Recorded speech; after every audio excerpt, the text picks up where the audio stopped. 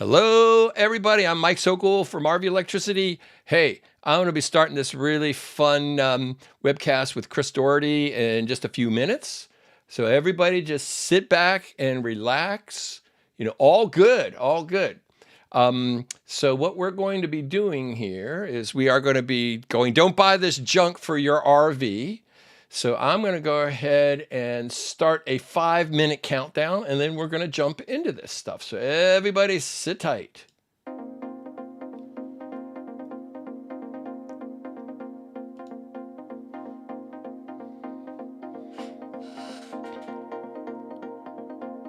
So if you'd like to, you could go ahead and send in any comments or whatever, but we're going to start this in earnest.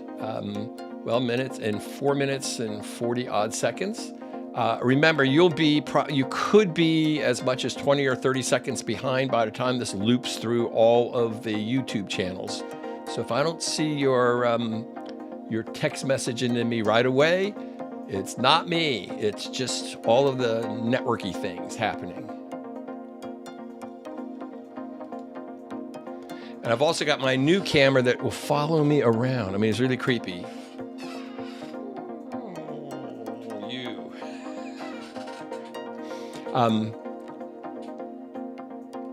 So that'll be fun. I'll be using that in some of my live seminars for just looking over top of my shoulder when I'm playing with meters and all that other kind of stuff. I'm going to just bring on Chris for just a second so he can say howdy hi, and then we're going to go back and just wait. Hey, Chris. All right. Hey, Mike. How are you? I'm doing good. I'm doing good. Yeah, we're great. I think we're going to be ready here in 3.5 minutes or something to jump on. But all is well. Yep, it's looking good. Glad to see everybody's on board with us tonight. Everywhere in internet land. Yeah, this will be a fun thing to do. I get people constantly sending me in stuff, and I'm constantly writing articles about wacky things to avoid, and that's why I thought this would be great for Chris and me to go ahead and do that. He's in a slightly different world than I am, but we intersect. We do. Over so much stuff. So I'm gonna put Chris away. He's going back into the green room. Go get a massage or something, maybe a facial. Yeah, my neck's been giving me that. Yeah, okay, and I'll be back there. Be back in 3 minutes or 2.5 minutes.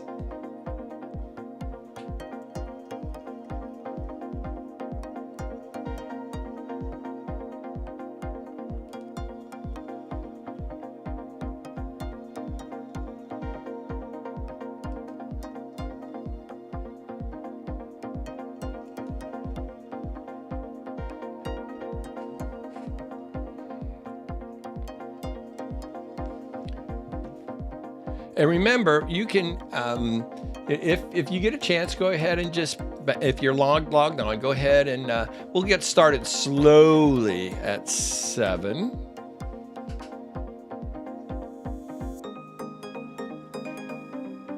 Is anybody out there in YouTube land you want to say howdy hi?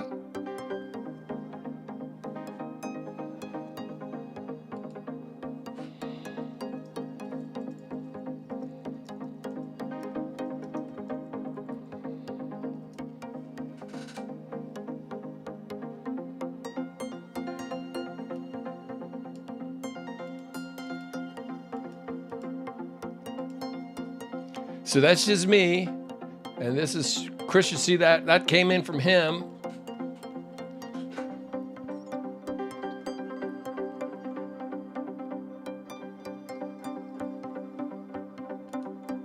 Hey, Richard, how are you?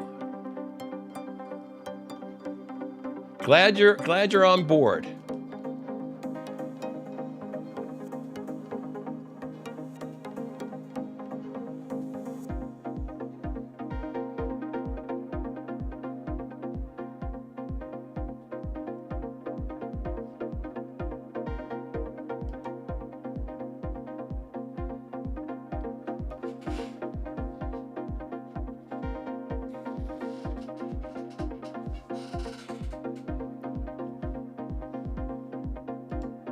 So Steve Winship says, howdy from Steve in Philly. Hot dogs.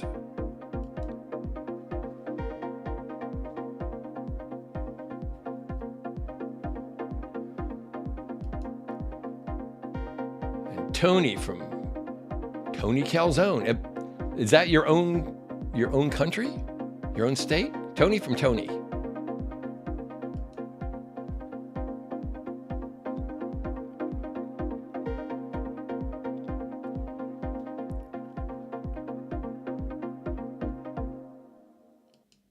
Well, it looks like we made it, or at least I made it.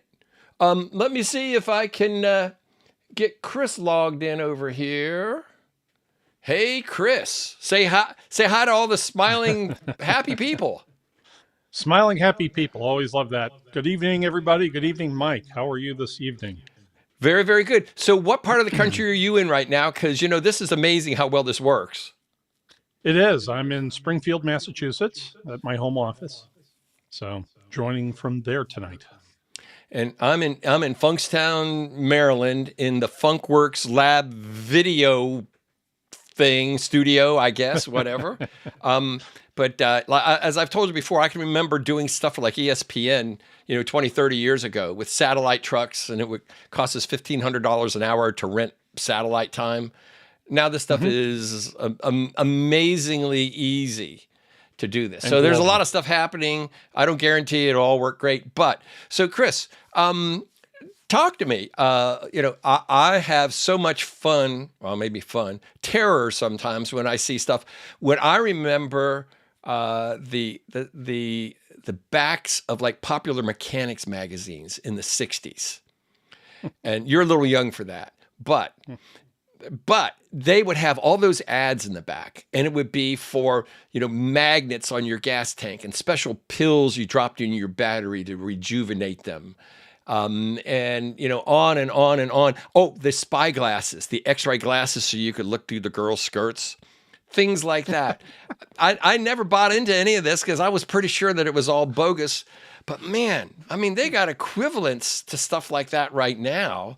Now, I'll just show you, there's a quickie thing. Now, I'm not going to actually do this one tonight, but, this is they tell me this is a 3,000 watt inverter, right? It cost me, I think, $40 from China with shipping. Why did you bother to buy your big Xantrax? Why? When you could have just got this. I got this so I could just look and see how crappy the waveforms are, and they are indeed pretty bad. So that's when, and so I've been answering these questions forever. And then you hook up a bunch of stuff to it when you're done with it and see how many amps or how many watts you can run before it has the magic smoke come out of it. I think this is more like a 300 watt one here, but there you go. So let's see here. That's what it looks like. What now? Yeah, maybe 300 watts. So I've got RC Wolf is here. I've got Jonathan from Car Generator. Let me move this up a little bit. There we go. Hello, Jonathan. Hey, Jonathan. There we go. And there's Larry. I got Larry from Cheap Heat in here. All good, man. We got everybody. This is great stuff. Great stuff. Okay, so before we get really rolling on this, Chris, do you want to take a minute and talk about, whoops, there we go. Whoops, let me move some stuff around here. You want to take a minute and talk about your new RV PhD newsletter. Congratulations. Thank you. And yep, I decided to build out a new website, which is rv-phd.com. And so it's, at its beginning stages now, but has all the articles that we had from Substack. Plus, we're adding new things. And it's also going to give us an opportunity to do some more things like this that we can incorporate in there. I've got a couple of other podcasts in the works that we're going to be doing. And so I'm really looking forward to, continuing to build that over time. And so it should be a lot of fun. And it's the same idea that I've always done is I want people, I'm a lifelong RVer as well as working in the industry. I really want to make sure that people have the best information that they can. And so I kind of meld those two worlds into one here to bring really good information to RVers, and trying to do it in both an educational and an entertaining way. And Right. it ties in with the seminars that I do and so on. Right. Yeah, Chris is a great teacher. You know, we cross paths a lot of times, for instance, at the Hershey show and probably a few of the other things here and there. And so, you know, my background is just 50 years, 60 years, whatever, a lot of years of everything electrical you could possibly imagine. But I did by the time I was 16, I had camped through like 40 states and half of Canada with my parents. So I had a lot in a Cox pop-up camper. Now that's something, baby. Yeah, one of those little canvas things. So we've got a few other guys here. Look at this. We got Brian from Stressless Campers representing. I like that. Okay, so what we're going to do, we're going to jump down into a couple of these things right here. And Chris, we're going to swap back and forth as to things that we see. We'll comment. You can comment. You said we're getting an echo from Chris's voice. Let me see what's going on here. I'll make sure that this is turned down on my end. Okay. Too many darn audio things. Go ahead and speak, Chris. Well, let's see if we've got an echo. I think it's probably if better it's still now. going on or not. Okay. Probably my goof up on my side. Well, we'll see. Okay. So let's just bop through and hang on here. Okay. So here's my thing. Wow, somebody sent me this in a couple of weeks ago about these EV chargers. And one of the things, and I had known about these because, you know, you've got Tesla chargers that need a 50 amp, 240 volt receptacle on it. But what they've done, you could buy this adapter and plug it into like a dryer outlet or a welder outlet, and it does not actually carry the neutral through. And in this case, this one, the yellow one, doesn't even carry the ground through. The ground is completely isolated on the RV side. It's not connected even to the ground over on the dryer or welder side of this thing. I was really, it just blew my mind because the guy said, "Oh no, you've got to trust me." So I went and ordered one. You know, I dropped $15 on it or whatever, so I could see what was going on, and sure enough, yeah, that's how that is. So any of these things, I've even got stories from people that have that had a Tesla 50 amp charger receptacle, just a 1450. It looks like an RV outlet installed in their garage. I had one guy do this, and the electrician who wired it did not bother to pull a neutral into it because they don't need it. And the guy charged his Tesla for 3 or 4 years. And then one day he backs up his big old motorhome, his big old Class A up to this, runs the cord out and plugs it in. Without a neutral, your 240 volts does not split evenly down to 120 and 120. It does whatever it feels like. And he blew up a ton of stuff in his very expensive motorhome. And then I went and looked. I looked on the Tesla site, and yeah, they say, yeah, you don't have to bother to run a neutral. And so but it is a regular RV outlet with no neutral. Crazy, huh? Unbelievable. Okay. Yeah. So and you never know. Beware of any of these things. And it comes back to, testing. Okay, before so you plug in. say, can you answer questions about Dometic's 12 volt RV fridge? I'll tell you what, we're going to save that for another webcast here, if you'll hold on to that. Today we're going to talk about things that we know that are blown up, and then what we can do, we can. Chris, you want to host the next one of these? We can do one of these again in a few weeks. Absolutely. Yeah, this would be fun. Yeah, so yeah, let's keep How do they get the adapter listed without a ground? Guess what? It's not listed. It's from China. And even the ones that have got the little UL stuff on it, it's just fake. You can go look it up. It doesn't even link to that. So I have no idea, but I confirmed it. It has no ground going through it at all. Crazy, huh? So let me call up the next one here. Let me get Chris to do one. Give me a second. Dun, dun, dun, dun, dun.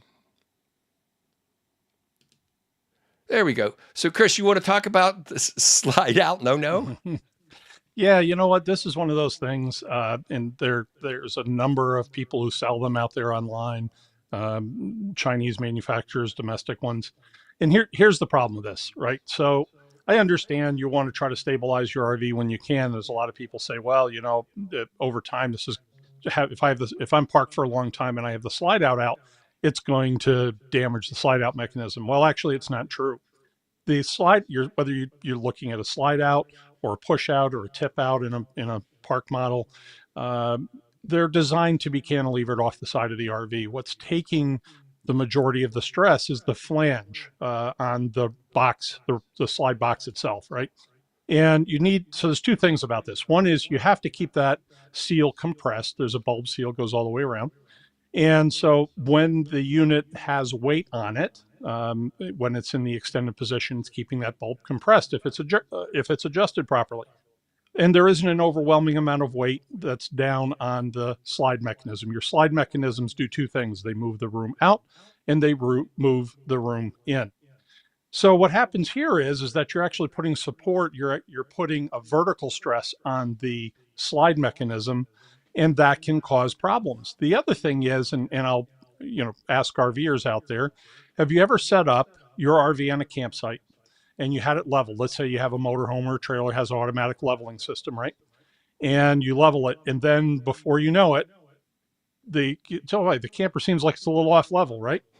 And so there's any number of reasons for that. One, it can just be settling into the ground at the campsite. That happens sometimes. Other times, maybe the leveling system has a little bit of a leak if it's a hydraulic system or something like that. So these jacks, a lot of them have 5,000 pound weight carrying capacity each. So as your RV starts to tip into that direction, especially if you have them tight, not only opening up the seal on the room, but you're also bending the mechanism in a direction it's not designed to go. And I've seen people do this also with non-in-frame slides, where they put these slide jacks up into the floor of the box, thinking that, that's going to help support it. And then the next thing you know, and I've had to fix some of these where they go right through the floor of the box. So, I suppose if you're parked on concrete, and you're not going to shift at all, and your leveling system isn't going to move, nothing's going to move, that it may not do any harm, but for the most part, I think for most folks it's a no-no. Cool. Or well, not cool, but yeah. There's a lot of stress involved in that. As a mechanical engineer before I was an electrical engineer, and I got to tell you, bending things, not good. Just not good at all. And it's not what that's designed to do, including the welds that are in the chassis itself. So here's a question from Cheap Heat. Will the surge protectors lock the system out without a ground? That said, my thought, no ground, no insurance coverage for damage. This is good. Well, I will tell you what I do know. If you have what we call an EMS surge protector, that is one of the $300, $400 ones, that actually do voltage monitoring, amperage monitoring, that will in fact prevent that from going over voltage. When I say divide unevenly, I mean it'll divide. Instead of 120 and 120 equals 240, you could put 180 volts on the one side and 60 volts on the other side. And I guarantee you, your expensive stuff will be on the side that gets the 180 volts. So, but the most of all of the surge protectors from the big three that I've done, Progressive and Hughes Watchdog, and Surge Guard, their stuff, they all will open up. They will not prevent power. They will not allow power to go through if it has an open neutral. So, good stuff. Really good stuff. But yeah. Okay, so let's go on to my next one here. Let me see if I can get this called up.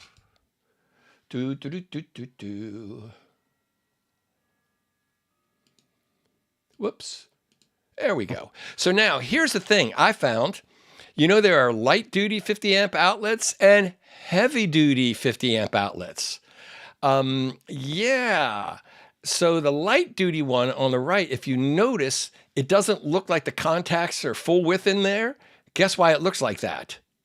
because the contacts are not full width. And in fact, if you go and try to run continuous power through this thing will melt down. So I found this through somebody had done this testing for EV charging. Now EVs, they're going to try to draw a continuous 40 plus amps for 10 hours or so at a time. And so that's why it's important to have heavy duty stuff. But I've seen people put cheap stuff like this in campgrounds, and now you can burn up a 50 amp, even with as little as 20 amps, 30 amps continuous, because it doesn't have full width contacts in it. So this was the $7.83 Leviton. I went and got one to look at this, and sure enough, doesn't have full width contacts in them. Plus they're just like steel. They're not even brass. But you can step up to, to the $10 ones from Eaton or something, or one of these other ones, actually much better. Go figure. Caveat emptor, as it were. Mm-hmm. Have you ever seen anything like this, Chris? I mean, people send me in the wackiest stuff. Oh, absolutely. So I was in, I was at camping for the Hershey show one time, and the 50 amp pedestal at the neighboring site caught on fire when the whole thing was burning up. And it was a shorted out mess, but a lot of the plugs were loose, that type of thing. And so sometimes you don't end up having the best maintenance there, but I think as you're going to talk about here in a few minutes, they're not necessarily, these receptacles aren't necessarily designed for the beating that they get day in and day out. That's true. That's true. From RVers. But that's where smart plug comes in, right? So, the smart plug on the twist side is great. They are trying to get this changed out on the campground site, but man, that's a big hill you got to push up to get that stuff done. I think that's a little too high, but I did see that they were selling the receptacles for the campground pedestals, but again, it's just it's quality materials and just being able to keep that resistive free connection. Yeah, and so here's one for you. Okay, here you go, Chris. You are the toilet guy. Yeah, talk to me about the automatic toilet chemical dispenser. Well, I was thinking about it yesterday. I said, when we talked about this, we said, okay, products that you probably shouldn't get, or that could be a waste of your money and not necessarily dangerous, but this was one of them. And back many years ago at RV Travel, I installed one of these, and just to test it, and I didn't have the best experience with it for sure. And it has a little clip on it, so you can sort of meter the amount of chemical that you have going into it. But you have to mount this thing on the wall next to the toilet, and it's I don't know how many of them there are out there. I did do a search and found one that looked about the same. I don't think it was the same name, but at any rate, it's one of those things.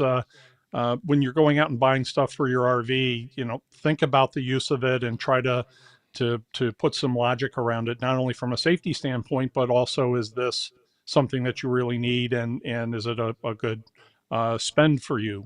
For me, when the way we operate our holding tanks is by, using plenty of water. Your chemical is a deodorizer. It does also help to a little bit to break down material, but again, the manufacturers have pre-measured amounts, whether you get a toss in or you have a measured bottle, whatever that goes in there, and it should be enough for what you have to do.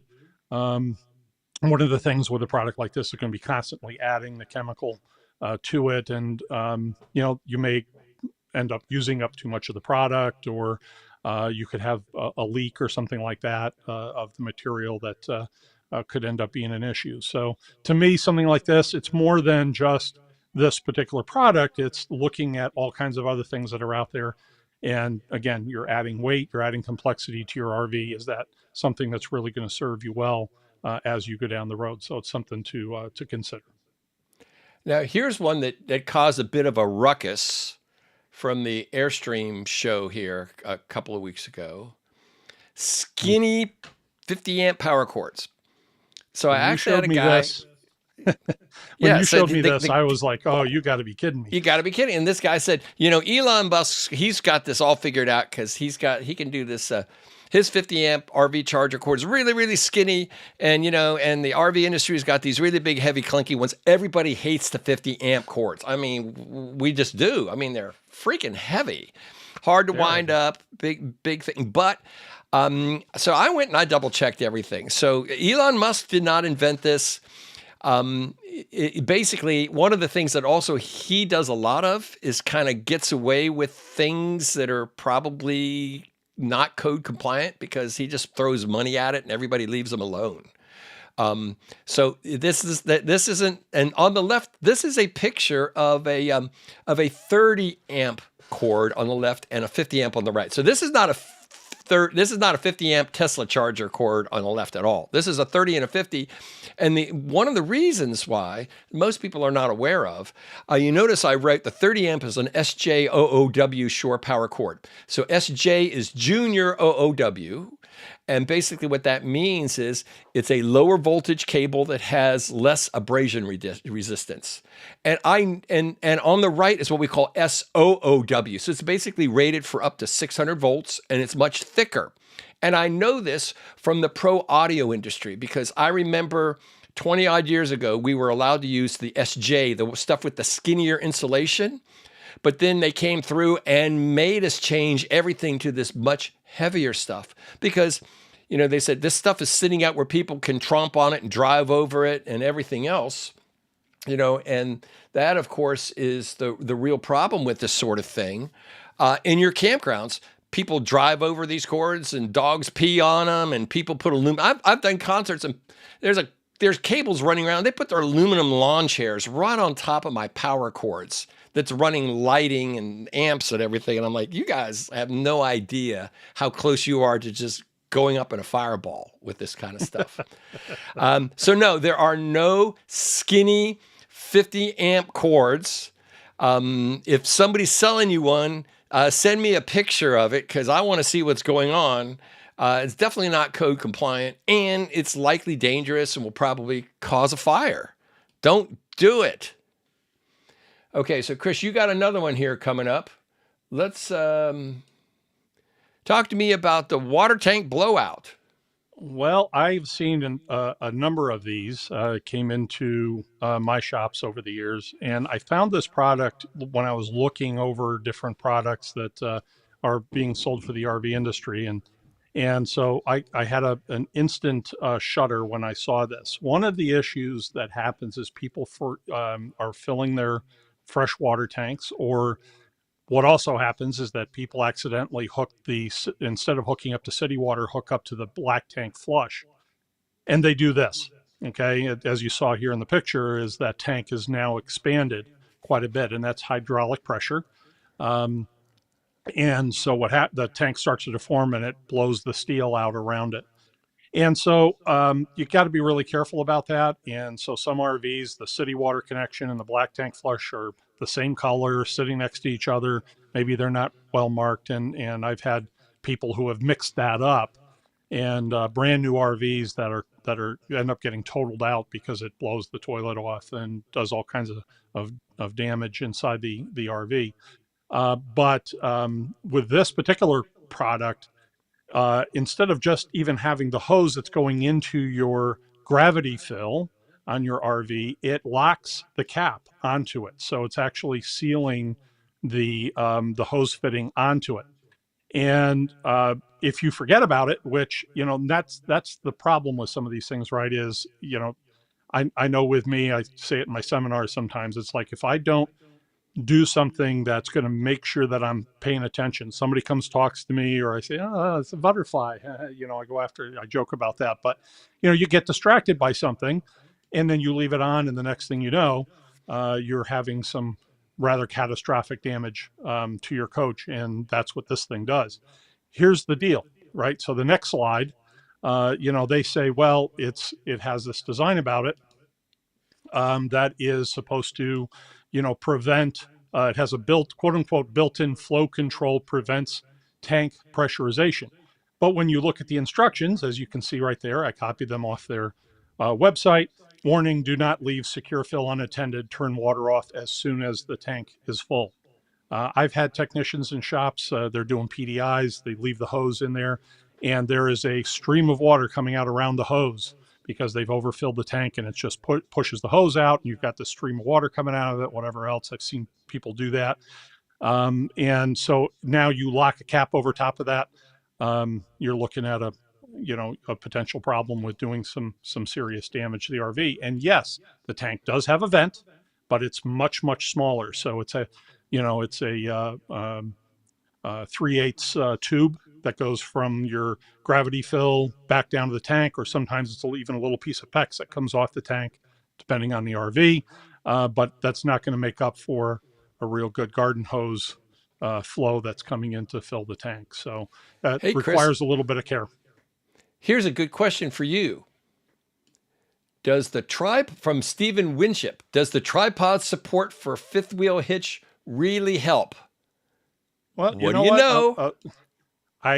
To be honest with you, I don't know. And here's why. I've had 2 fifth wheels. The first one that I had was a Jayco Eagle Superlight, and I never got one for it, although it did move around quite a bit. I just never found the need to get it. I've seen people that have used them, and to be clear, as long as it's strong enough to hold the weight up at the pin, there's no damage that it's going to do. So that's not from that standpoint, that's not an issue. If you've got a unit that uses hydraulic leveling, those are usually pretty stable. But if you've got one that it has the standard landing gear on the front, there's a couple of things that you can do to help stabilize it. That would be one thing. You could talk to other RVers out there and see, what their luck is with it. Things like JT strong arms that go between the landing gear and the frame do help also to lock down some of that movement, and even using brakes like X-chocks between the wheels, between the axles.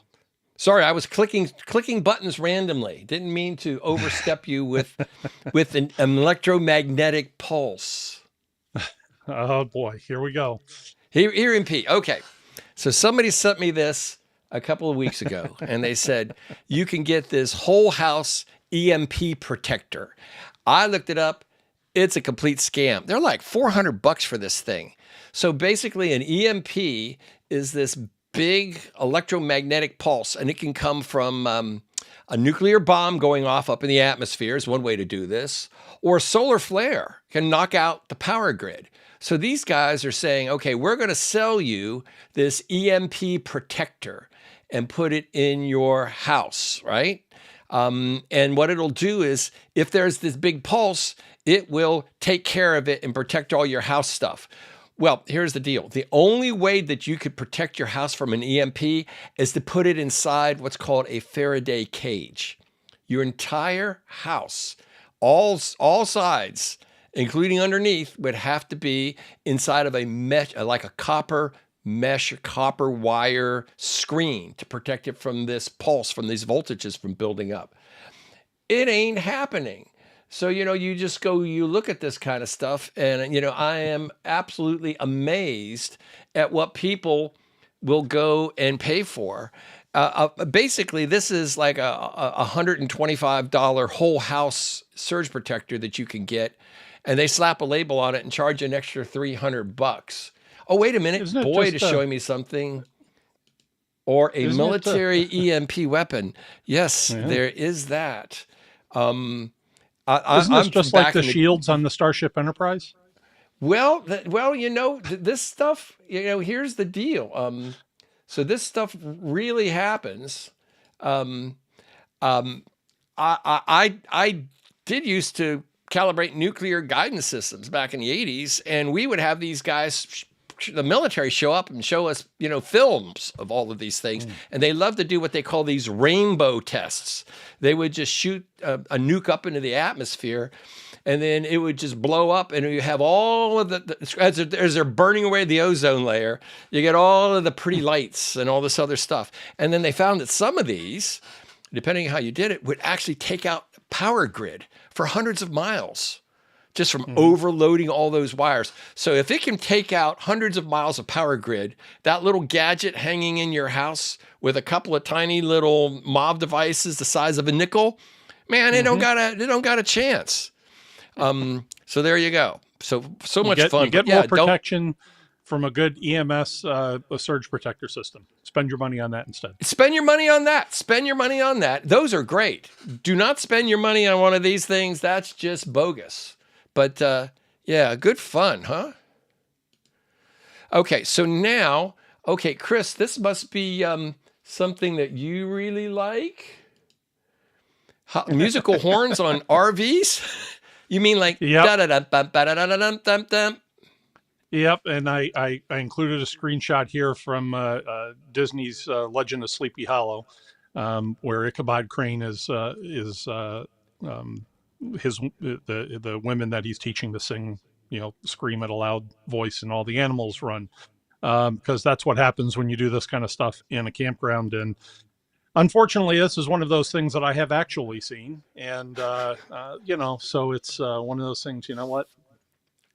Not for your RV, or if you want to, I guess if you want to do it on the road, that's your business. But you come into a campground and back in the late '60s, when I was first driving on the road legally, let's say, I had a Volkswagen. I got one of those Ooga horns. Now this was very low tech, but it was an Ooga.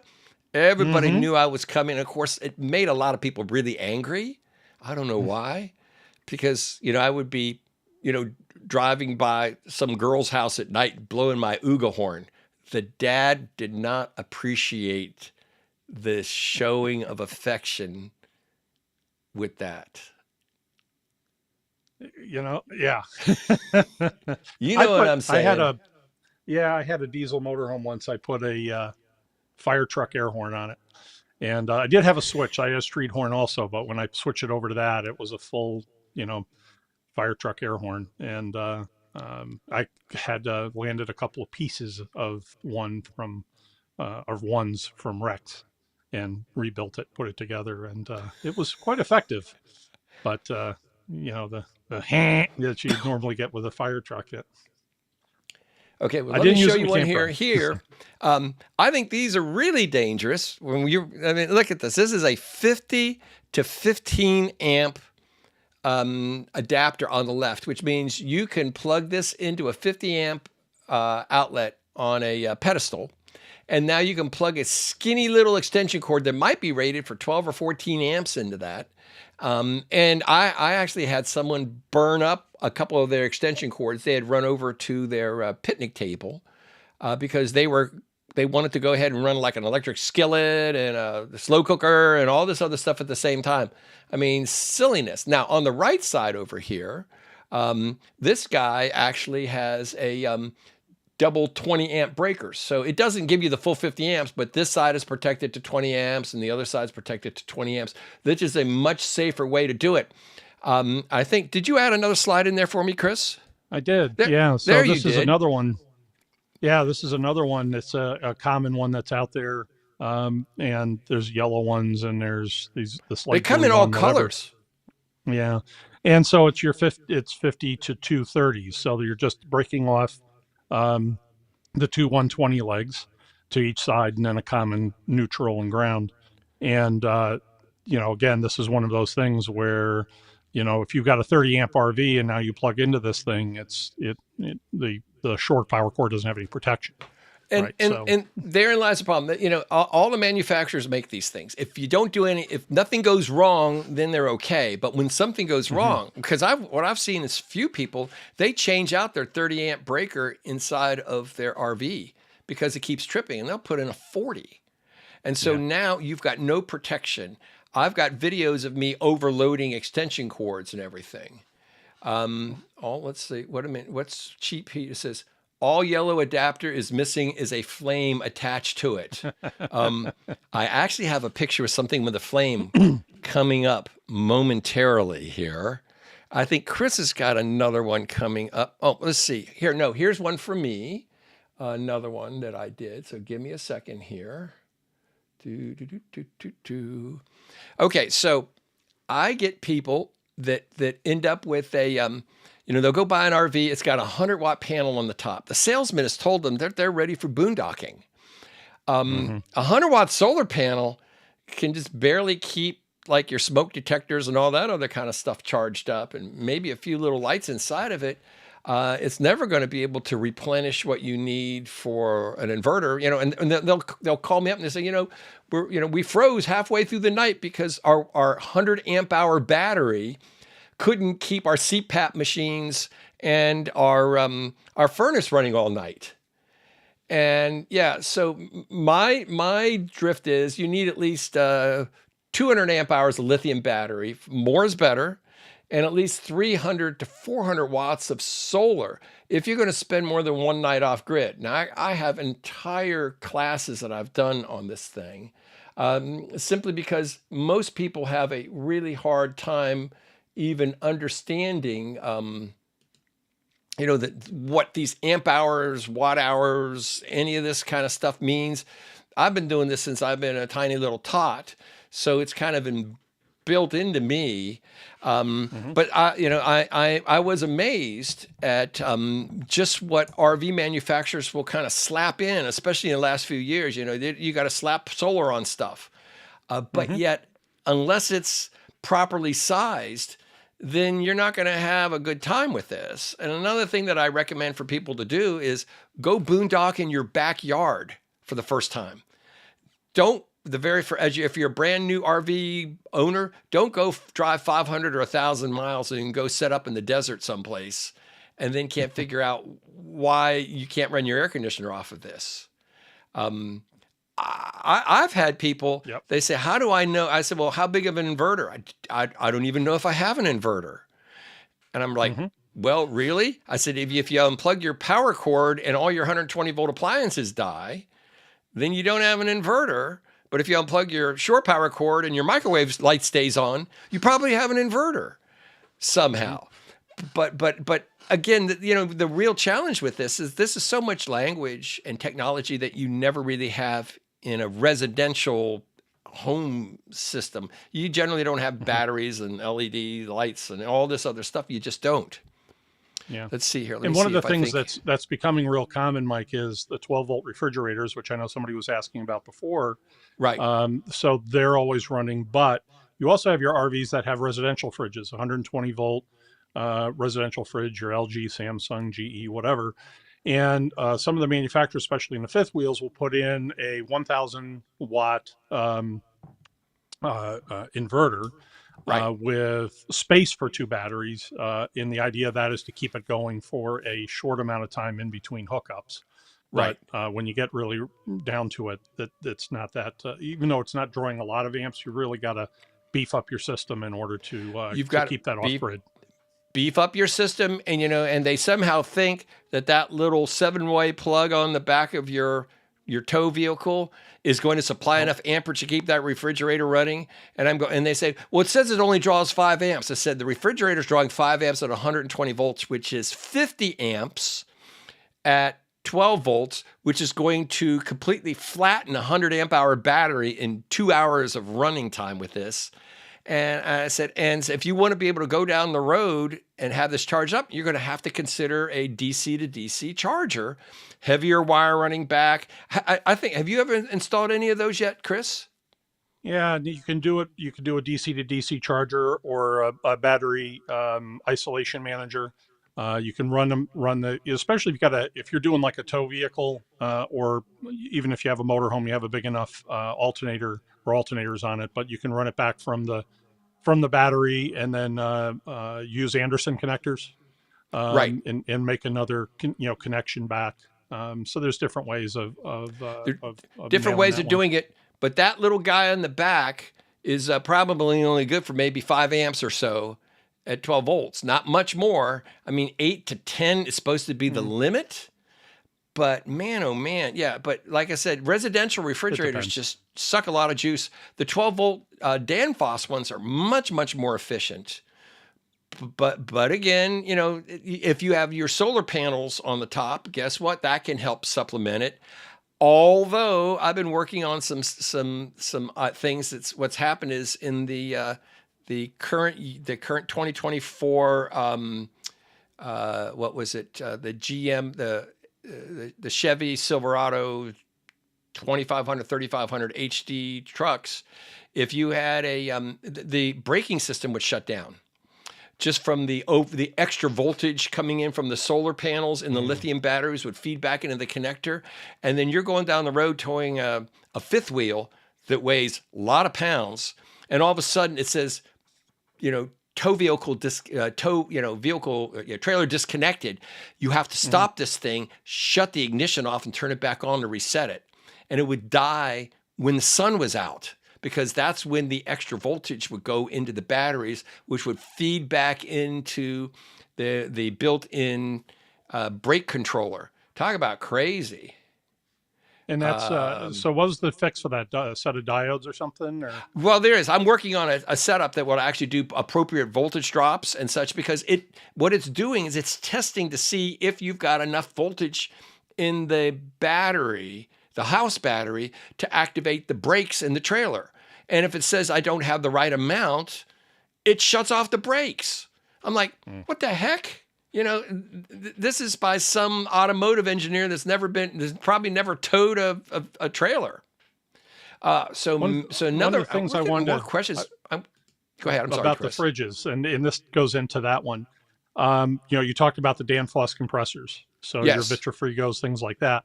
A lot of the 12-volt fridges out there aren't exactly 12-volt fridges, though, are they? No.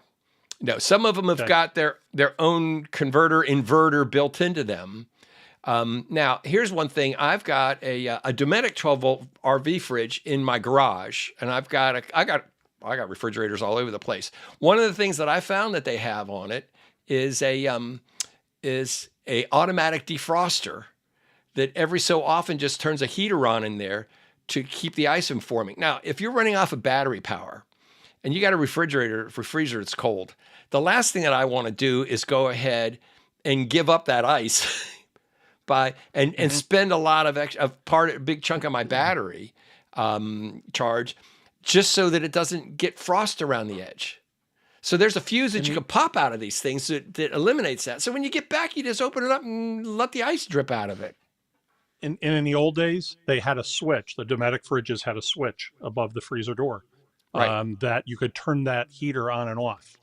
I can't find it on this one. Yeah, well, these were the old propane fridges, so that's probably not something they have anymore. Right. That's to keep the condensation down around the outsides of the doors on the box. Okay, so let's see here. I've got... Whoops. But from an efficiency standpoint, those 12-volt refrigerators that a lot of them have, you've really got to look carefully at it because they can draw a lot of amps because they have the inverter. So here's your RV lift kit. What are you going to say about this, Chris? Well, I'll tell you what, it's a beautiful rig, and I saw this at a campground, and I was just amazed. I own a Montana with the air conditioners on it. We did an air conditioner project, so I have standard air conditioners on the roof. I'm at 13.2, 13.3 with stock suspension. He's got this one up on this lift kit. They actually built another frame underneath the existing frame to put the suspension on so that he could match his monster truck. I'll tell you what, I have a heart attack sometimes driving my Montana, worrying about trees and things like that. I don't know where this guy's from. I suppose you're out on the interstate. Maybe you're okay, but I think if you're over 14 feet, there's 13.8 to 14. 13.6 is supposed to be the limit. Yeah, I knew it was in there somewhere. It's 13.6. I guarantee you. Yeah, there's no way on God's green earth that he's under 13.6. So on RVs, nobody checks them, right? So it doesn't. My sister's in Durham, North Carolina, where there's that one low bridge that peels off the tops of everybody's RVs. And it's so famous. They actually have a webcam on it going all the time because every week somebody tries to go through it. And some of them, I mean, things like, 12.8 or something like that. I forget what it is. Just the right height to peel the stuff off. People try to go through it slow, like that's going to help. Mm-hmm. And it don't help, and it just peels the tops right off of these things. I am amazed. Yeah. And there's people that don't pay attention to it. My brother-in-law, they just come tearing through there. I've had this happen in Hagerstown here, and there's low bridges, and it's got warning signs everywhere. Guess what? People just don't pay attention. Okay, so let's see what else I've got here. We got another one. So here's, whoops. We don't want that. So here's another, whoops, my bad. I've got too many buttons in here. What did I do? Yeah, there we go. Too many buttons. So in any event, so this guy right here is a 200 watt window defroster that's supposed to de-ice your window, and that ain't happening. I see people sell these all the time. I really like the flame graphics on this thing. That you talked about, for in frames. There it is. So that's kind of don't bother with this kind of thing. And, or people will say this is going to, heat your entire room, and I'm going, it's just not. That's enough to warm your cocoa. And maybe, if you're lucky. Oh, wait a second. We got a couple more questions here. Let's go back to our faces. I think. One second here. There's RVs that come with things like that. Mike, you and I were talking about this the other day. Motorhomes. I remember Monaco put the backseat heat units in their utility compartments. And there's similar things like that. People will sometimes retrofit things in there for super cold weather use. So just be careful when you're doing that, because a 12 volt heater like that, you've got to be really careful about the wiring and so forth that's feeding that. Okay, so I've got a couple. Let's answer a couple questions. So we got some cheap heat. People. There's a 10-to-1 conversion when you go from 12 volt to 120 volts. So 1 amp TV at 120 volts is equal to 10 amps. At 12 volts and at 12 volt, 12 volt DC is 10 amps. I get this question all the time when we were talking about electric heat. So you think this drives you crazy? I've got now, you're seeing RVs that are offering 48 volt battery systems, Volta and others. And, the amp hours by themselves mean nothing unless you know what voltage you've got, because the only thing that really counts is watts and watt hours. You can convert it up and down all day you want. But the fact of the matter is that the lower voltage you go, the bigger the wire's got to be. And so if in fact you have, on the 12 volt DC side of it, the wire has to have 10 times the cross-sectional area to have equivalent voltage drop to the 120 volt side. So let's see, talking about electrical heat. Yes.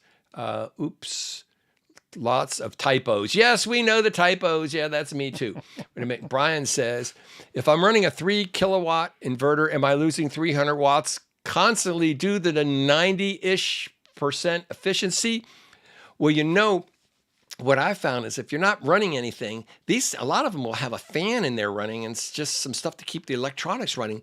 Now, they may not be 10% of the whole thing, but it can be fairly significant. And I'll tell you an experiment that I did a couple of years ago. So I had a Vitrifrigo, one of those little refrigerators, that plugged in, so it was basically a cooler, but this is one that will go down to -7 degrees Fahrenheit. And so I wanted to see the difference between plugging it into a Jackery 1500 solar generator directly with 12 volts, or I came out of the Jackery's 120 volts, plugged it into the 120 to 12 volt converter, and then plugged it into the refrigerator. So basically I was either comparing taking 12 volts directly into the Danfoss refrigerator in it, or I was using the inverter inside of this Jackery to step the 12 volts up to 120 volts and then the 120 volts back down to 12 volts and then run it in. I threw away almost like 50% of my power to do this. With this unit sitting beside my steam radiator in my dining room and it was hot in there, baby. It would run that refrigerator for like 60 couple of hours at -7 degrees Fahrenheit, 7 degrees below zero, right? When I went and stepped it up through the 120 volt back down to 12 volt stuff, it went down to like 34, 35 hours. Just from the step up, step down, losses throughout the whole system. Yeah, it's just kind of crazy, but it's true. So anytime you can use 12 volt directly, do it. Let's see. We also have got another one here. Hold on. Okay, so Chris, tell us about tarps. So this is a big one that I share with people all the time in my seminars when I talk about storing your RV and covering it and protecting it for the winter. And I've seen this time and time again, where people go to a discount store, whatever, hardware store, home center, get tarps and throw them on their RV. Now, this is one that I saw in storage in a campground, and this person didn't even put their slide outs in. They were looking for, the easiest thing to do. And of course, up here in the Northeast, with snow loads and stuff like that, this is not a great idea. But as you can see there, the tarp is tearing off. So this is a couple of things about this. Is first of all, these tarps are designed to be, waterproof, which means that they're going to hold a certain amount of condensation underneath them, and that can lead to mildew issues and things like that. The other thing that I found with these is that they can rub right through the roof membrane. And I've seen that on a couple of occasions where, because unfortunately people, I have seen people at the campgrounds that they leave their rig for years at a time without ever visiting it, right? So they pay the seasonal every year, and then, after a couple of years they come up and then they call you, say, I think I got a leak in my RV. Can you come look at it? And you step in the squishing carpet and go through the floor and get sick from the mildew and whatever. So I've seen a lot of this stuff, right? And so what I've seen with these tarps is that they're very abrasive, and they will, as they rub on there, they will cut right through the roof membrane. RV covers, on the other hand, usually have a Tyvek top where they're vented so that you're not going to necessarily have that condensation issue underneath. And they're also padded and protected a little bit. And whatever you're putting on there, you should protect the cover in the RV at sharp points where it's necessary. And they'll give you directions on doing that. But antennas and things like that can cause some issues with it. But an RV cover that you can tighten down is a little bit more form-fitting is going to be a lot better for your RV than a tarp. So it looks like I've run out of there's our dozen, our dirty dozen that we were doing. I've got a couple more questions that we can talk about. So Richard O'Kelly, so he's the guy here. So his 2500 Chevy showed the trailer disconnect all the time. God, that's got to be terrifying. He didn't have solar, but he made the original complaint to NHTSC, whatever that stands for. It's the National Highway Transportation something or Traffic other. Safety. Traffic Safety Commission. Corporation. Yeah. So so he found, that's right. They changed the relay above the spare tire, solved it. There's just a bunch of crazy stuff. Wait a minute. Here's another one. So Steven says, maybe Chris, this is for you. I heard you should 1/2 tennis balls for gutters before covering the RV for the winter. Does that make sense to you? So if you have gutter spouts, it can help protect the gutter spouts, and it protects the cover also. That's not a bad idea. You can also use cardboard. I've done it with just draping cardboard over. It's enough to hold it. But tennis balls, it's a good way of doing it. You could even drill them out big enough and slide them over so that they would stay on, just some way that they'll stay onto the gutter spout. And one of the things I'm getting ready to install on my GeoPros, I've got snap pads, with the big extra rubber things on the bottom. That's so much more area than the little jack things. Plus, and I did a study a couple of years ago about helping reduce what I would call the whiplash effects from nearby lightning strikes on the ground. Probably protecting your RV. I don't have a way to generate a lightning strike in my backyard, although I really would like it. Yeah, but your everything logo tells me that that's probably correct. I thought you were Zeus back to life. I've actually done some high voltage testing in previous life, where people were actually paying for stuff, but to do this would be a lot. So, we're talking one of those massive Tesla coils that could throw a 10 or 20 foot arc. And I'm not sure my neighbors, they might be they're not too close to me, but they would have to move a little further away. when I was in the fire service, the utilities, Niagara Mohawk and Central Hudson had a big trailer that they would hook up to the utility, and it had transformers and everything else on it. And they could take and, they put a hot dog up to it, and then eventually it would spark off in the hot dog and blow it up. And they would do, okay, you think your fire boots are going to protect you, and they'd put something in that, and then the high voltage would come off and blow the boots up. And they used to do a lot of that kind of safety training with Good high fun. voltage. It was very interesting to watch. It made you think about it. When you went to a scene where you had a live line, burning into the ground, you stayed right the hell away from it. I'll tell you.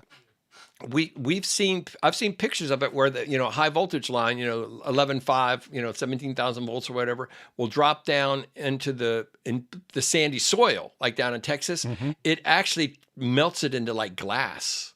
It has like I've these seen that big once. balls of molten glass on them. Going, you really don't want to be part of that. So yeah. No, I went to a call with that one time, and it sat there burning until they could get it turned off. And that's exactly what it did. Made a little volcano right in the middle of the person's yard. Yep. Well, that's it. That's it for tonight, guys, everyone. Chris, thank you so very much. We'll find a few more of these things that we can do. Maybe we'll actually do one that we recommend that are good ideas, not just junk that you've got to worry about. I like the positive spin. That's good. We're going to put the positive spin on this. And so, what I always tell people is don't try to buy me anything for Christmas, because you have no idea what it is I need or want. And I don't want to have to feel obliged to use it or embarrassed to turn it back in. So gift cards, take me to dinner, whatever, single malt scotch, good bourbon. Probably bourbon's good. Yep. Good bourbon is always welcome. Extra gadgets, no. So we've got Gary Blevins says thank you very much. Tony says thanks. John Mayer says thanks. Thank you guys. Look at this. Yeah, we've got all kinds of thank yous. Oh, lightning bolts. Look at that, Boyd Manuel. Thanks, God. I got to put lightning bolts in my thing. And remember, you can send this link to anybody that wants to see this. You can share it with anybody. We love doing this kind of stuff. So Cheap Heat, I'd love to be involved on one of your podcasts. Okay, and I know a lot about how that stuff works because I've seen it. The Vegas Scotty, thanks. Not Scotty Dog, I'm assuming Scotty RV. And Steven says, this is my first attendance, love it. Well, I'm glad you guys all liked it. We're going to sign off here. And then if you've got questions, go ahead and put stuff down in the comments. And then I'll also make sure I'll go ahead and include some email links down there for you too. All right, very good. Thank you all so very much for hanging in there for an hour. And don't buy any junk. That's it. Buy the good stuff. Very good. Later. Bye. Bye-bye.